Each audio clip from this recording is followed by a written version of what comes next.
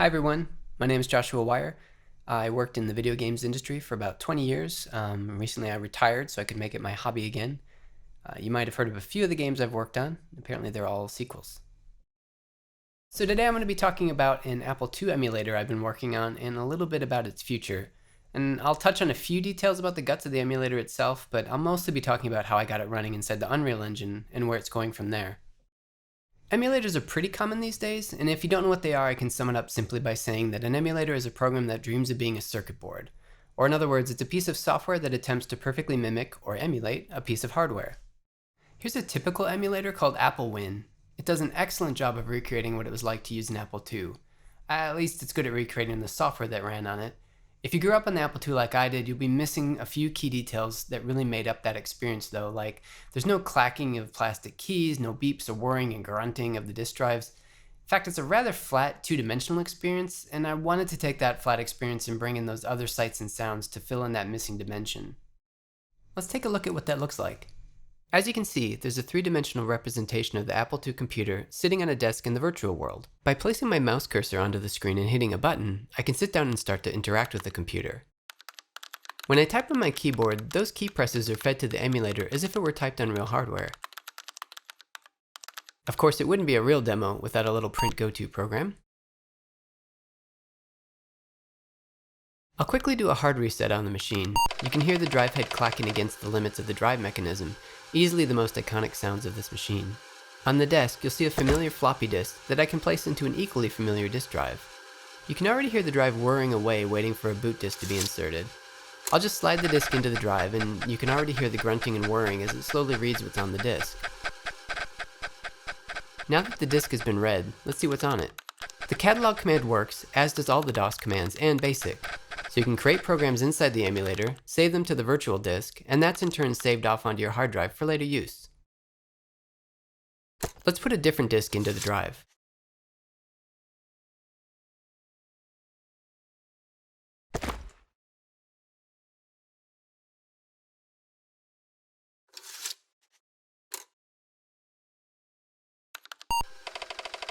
While this is slowly loading, let's talk about the other device sitting next to the computer, the joystick.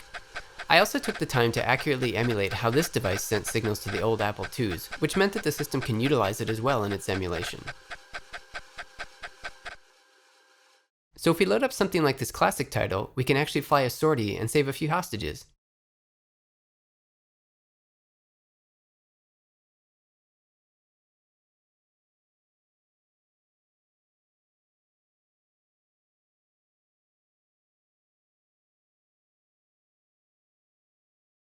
The emulator started out as a simple C++ Windows application with a full debugger and profiler built into it. The first order of business was to modify this standalone application into a form that could be controlled from the Unreal Engine. To do this, I converted the application into what's known as a Dynamic Link Library, or DLL. Once in this form, I could simply ask the DLL to create an instance of an Apple II for me from within inside the engine. I could even ask for multiple instances of Apple IIs all running at the same time. Now that I had full instances of the emulator running inside the Unreal Engine, I needed a way to start to interact with them in real time. I started by displaying the video output of the instances inside the 3D environment.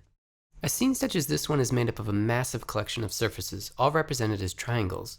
Each triangle will typically have some sort of material mapped to its surface. This creates the illusion of a solid surface with color and texture. It can be shiny, bumpy, rough, glowing, reflective, even transparent or refractive. These materials are made up of two-dimensional flat images called texture maps.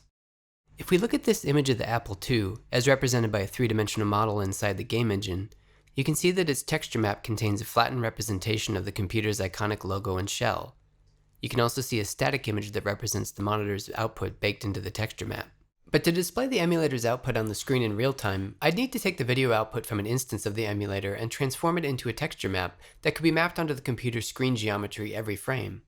The process starts by taking the raw 1 kilobytes of video memory in the Apple II's RAM, between 400 and 800, and rendering that to a black and white image. This image is then tinted green or amber, depending on your preference. And then finally scan lines are added before the texture is mapped onto the three-dimensional geometry in the level.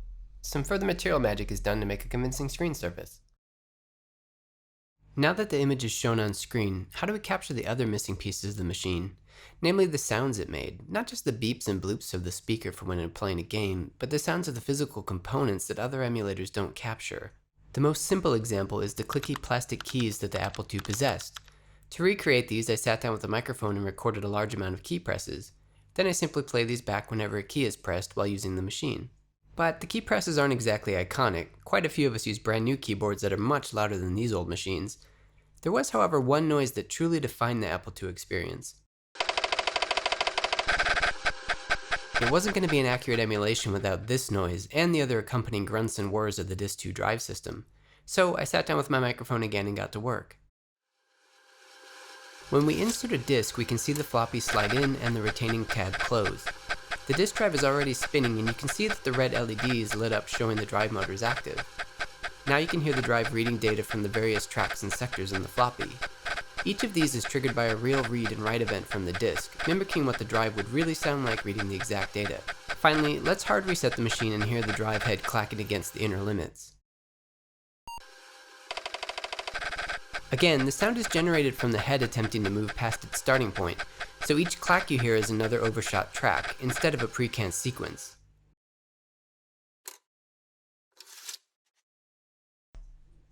One of the nice features of how I built the machine instances inside the DLL is that I can very easily multi-thread them.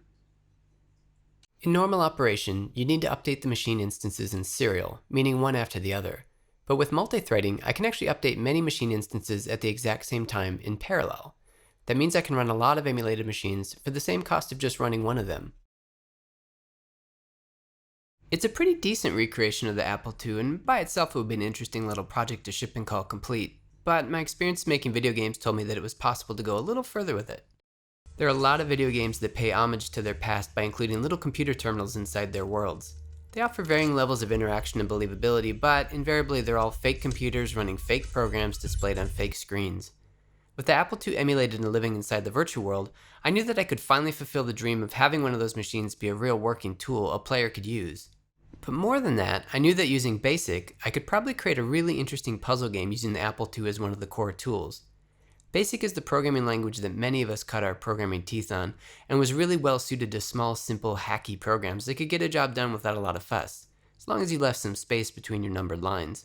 I also saw an opportunity to connect the Apple II with its surroundings in a very physical way. BASIC is fun to use to make programs, but being able to interact with your environment with programming as the main driver seemed really powerful. To make this work, however, I'd need to find a way to allow a 40-plus-year-old machine to interface with a system vastly more capable and advanced than it. There are some complex solutions that may have worked for this, but luckily there was something at the core of the Apple II that provided the solution, the fact it was built to be hacked. The Apple II was unlike most other home computers at the time because it included peripheral connector slots built right into it. In fact, the cover was made to come right off without any tools required to remove it, to help facilitate users tinkering around under the hood. In simple terms, the cards plug into the motherboard and can then enhance, replace, or add to the system's capabilities. Some of the most commonly owned peripheral cards were disk drive controllers, a language card to increase internal memory, and printer controllers to allow printers to be utilized.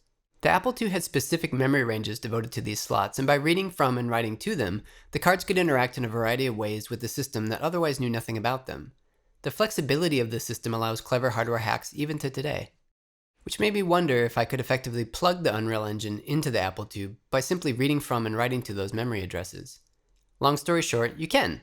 Let's dive into the details a little bit. The Apple II has 7 physical slots on its motherboard, each mapped to a segment of memory. Each card had 16 bytes of memory that could be read or written to, starting at CO80 and continuing every 16 bytes up to COF0. They also had an additional 256 bytes of ROM memory starting at C100 up through C800. Each card could also utilize a further 2K of scratch memory in turns. There were also a few hidden bytes scattered throughout the holes in video memory, but that's a deeper dive than I want to go into here. Using this scheme, if I watched the proper memory addresses, I'd be able to communicate with the emulator as if a real physical card had been plugged into it.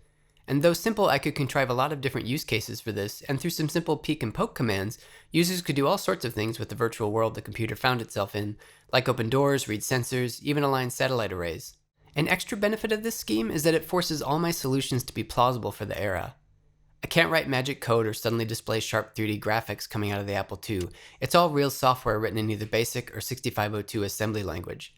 In fact, all the software you interact with in the game can be run and interacted with on a real Apple II just fine. In this example, we can see a large door that's refusing to open. If we read this service manual, we can see that writing a value of 255 to the hexadecimal address of C118 should force it open. A quick bit of conversion on a calculator gives us a decimal amount to type into BASIC.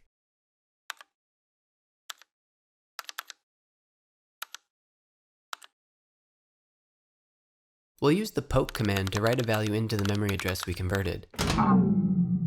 But it doesn't look like it's functioning properly. Let's open up this service panel to take a look at what might be going on. Let's flip the power on. Looks like something's shorting out. This type of door operates by discharging a capacitor, which fires off the motors responsible for moving the door. We can see a sensor tied to the cap line on the control panel, which in this case is that capacitor's charge. You can see the display readout increase as the capacitor is charged, but when it reaches its full capacity, it shorts out and discharges immediately. We'll need to find a way to fix that if we're going to get it open. The documents say that we can read that charge's value at the address C111. So let's write a quick little basic program to do just that. I can use the peek command to print out what's at that memory address. If we run the program and switch the power back on, we can see that the capacitor's charge amount shows up on the screen.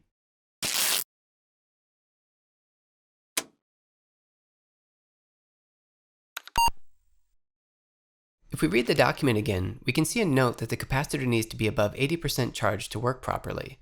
So perhaps we can trigger the door to open once it's crossed that 80% threshold, but before it maxes out. This time I'll write a different program to accomplish this. We'll use the peek command again to watch the value and check for it to be greater than 80% of 256. Once it's crossed that threshold, we'll issue the command to open the door via the poke statement. Okay, let's try it.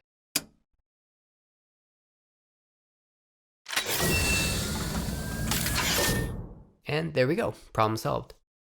ZeroPage is currently in production with myself and a few ex-colleagues lending their skills. If you're interested in helping with development, either by playtesting, contributing your technical knowledge, or just sending some thoughts, please get in touch with me using the following methods, and follow along on Twitter to see how things are progressing. Thanks, I'll stick around for questions.